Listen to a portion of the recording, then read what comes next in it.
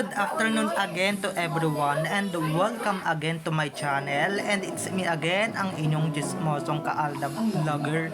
Gusto ko munang magpasalamat sa inyong lahat sa mga walang sawa na tumatangkilik, nanonood, sumusupport at sumusubaybay ng mga content ko here on my YouTube channel.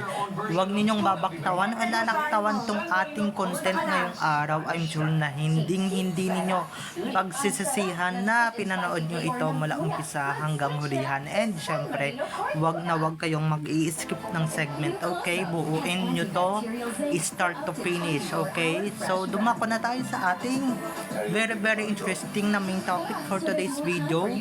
Huwag ninyong kakalimutan na i-share, okay? I-share nyo to sa Facebook, Instagram, Twitter, YouTube, TikTok, and many more. So ito na nga, dahil sa amenities and syempre maraming talagang naapektuhan ng baha, no? Lalong-lalo na sa QC. Tapos itong ano naman nila, itong syempre itong Congress gang nila, wala naman ginagawa kundi pasyal lang ng pasyal, imbis na tulungan yung mga kanyang nasasakupan. So ito na guys, watch this. Mamaya ipapaliwanag sa inyo ng buong buo. So ito na guys, watch this. At kung nakita nyo na ngayong recap, so once again si Titi of sa mga admins, dumako na tayo sa ating main topic for today's video. Ganyan ba yung politikong binoto ninyo? Diba, mga wala kayong kwentang nilalang. Lalong-lalo na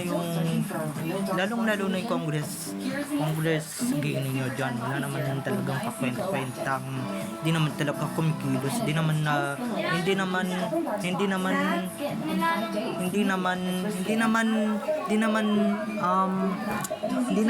nagkikikilos yung Congress gang ninyo yan, diba? Hindi naman nagkikikilos, hindi naman marunong magkikikilos yan. Kung marunong man yan kumilos, sorry guys kung nauutal ako, kung marunong magkikikilos yan, kung marunong man siya magkikikilos, huli na, diba? Wala nang baha, marami nang naapektuhan ng baha, ngayon ka pa kumilos.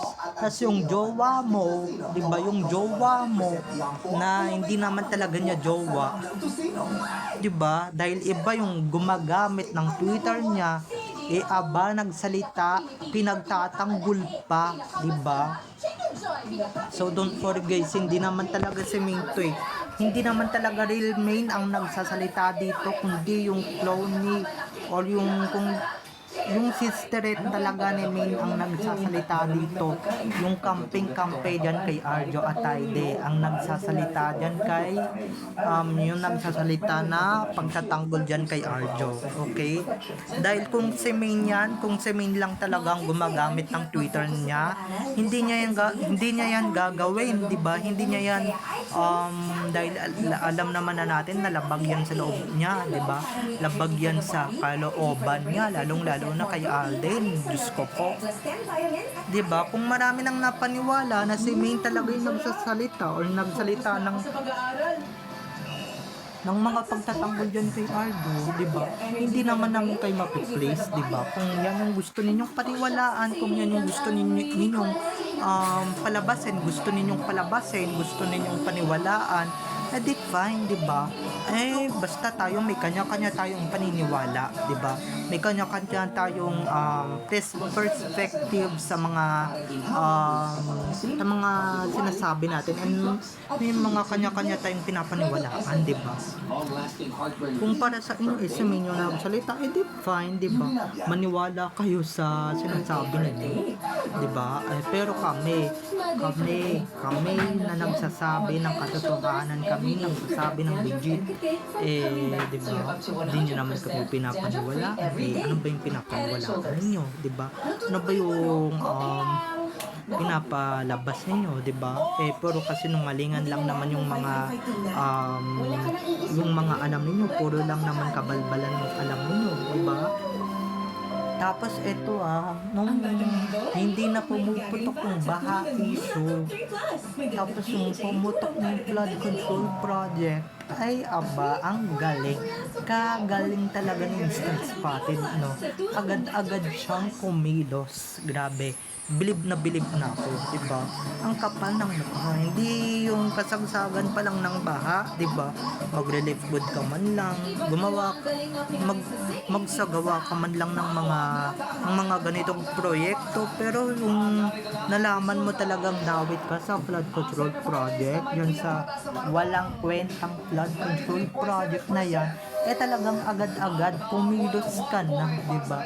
Para magmalinis sa mga taong nasasakupan mo. Pero may mga utak naman yung nasasakupan mo, may mga utak naman sila, may mga puso naman sila, diba? May mga gumagana naman yung mga brain cells nila. So paano sila maniniwala sa iyo? Paano kanila paniniwalaan, 'di ba? Paano kanila siguro gusto nilang sabihin na ngayon ka pa tumulong kung kailan lugmok na yung bayang sinasakupan mo. Gago ka ba, 'di ba? Ngayon ka pa kumilos, 'di ba? Ngayon ka pa nagsagawa ng mga relief good ng mga project na mga ganyan, 'di ba? Ngayon ka pa gumawa ng mga ganyan, hindi ba? Ngayon ka pa nagmalinis, ngayon ka pa gumawa ng mga ganyang proyekto. Kung kailan wala ka ng pag-asa talaga, 'di ba? Nagmamalinis yan, halatang-halata naman, kaya gumagawa ng ganyan, 'di ba? Para naman siguro pag-usapan yung kanyang kabutihan na ginagawa, kabutihan puno, kaso mas matindi, mas malala, pinag-usapan yung katarantaduhan na ginagawa mo sa buong Pilipinas, na talagang isa ka sa mga nagnanakaw ng kaba ng bayan, 'di ba? Isa ka sa mga nagbubulsa ng kaba ng bayan, ng mga pera ng Pilipino. Wala kang konsensya, 'di ba? Tapos ngayon magre-relief good ka para saan, 'di ba? Anong point mo para magmalinis, 'di ba? Kahit na napicturan ka na, kahit na nabidyohan ka na, mabibidyohan ka na, hindi pa rin talaga ginawa ng mga tao kasi nga talagang napaplastikan sila sa'yo, napaplastikan sila sa mga pinagagagawa mo dahil alam na nila yung mga pautot mo, 'di ba? At I'm sure naman nanonood yung mga taga-QC ng balita, kaya ganyan sila mga ka-ADN, 'di ba? Ganyan yung mga tao na talagang bonggang-bongga, at syempre salpak na salpak talaga kay Spotted talaga yung mga kagaguhan at katarantaduhan na ginagawa niya, dahil unti-unti nang bumabalik sa kanya lahat ng kanyang ginagawa, 'di ba? Unti-unti na niyang pagbabayaran ang katotohanan. Unti-unti na siyang sinisingil ng karma, 'di ba? Unti-unti niya nang pagbabayaran 'yan, and syempre unti-unti niya nang pagsisisihan 'yan, kung may pagsisisihan pa siya. Kaso it's too late, 'di ba? It's too late na magbigay ka ng tulong. It's too late na magbigay ka ng mga relief goods, magbigay ka ng mga magsagawa ka ng relief operation, magsagawa ka ng ganito, magsagawa ka ng ganyang mga proyekto. It's too late na, Mr. Spotted. Kung kailan, guys, bukong-buko na siya, di ba? Kung kailan dawit na yung pangalan niya sa flood control project, gumawa pa siya ng ganyan, tapos nagpa-picture pa siya na kunwari namimigay siya ng bigas. Pero guys, halatang-halata nyo naman, di ba? Halatang-halata nyo naman talaga na may purpose talaga ang pamimigay niya ng bigas, di ba? May purpose at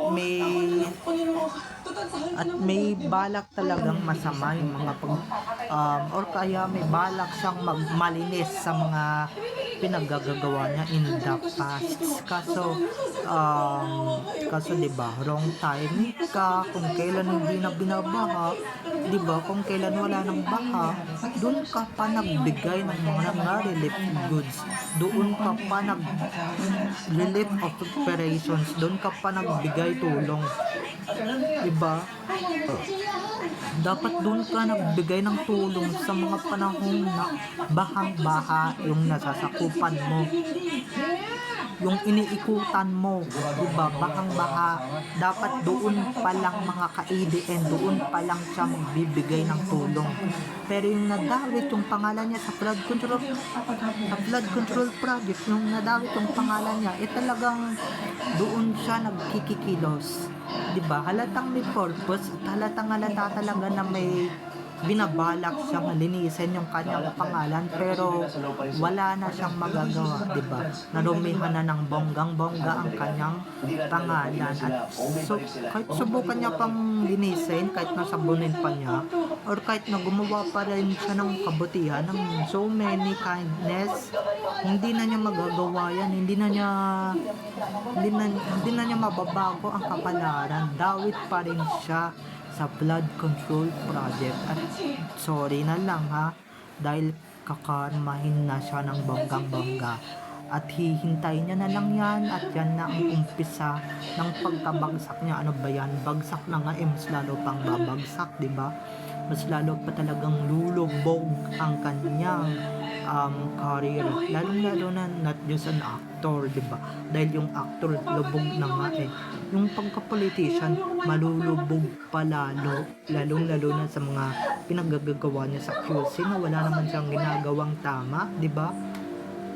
So, bye-bye na mga ka-ADN. I love you all. Have a nice day. Keep safe and God bless everyone. And don't forget to subscribe to my YouTube channel. And syempre, huwag ninyong kakalimutan na i-click ang notification bell para pag nag-upload ako, kayo agad ang unang-unang manonotify ng aking mga susunod pang i-upload na mga videos. Bye-bye na mga ka-ADN. Have a nice day. Keep safe and God bless everyone. Bye-bye. I love you all. Enjoy watching everyone.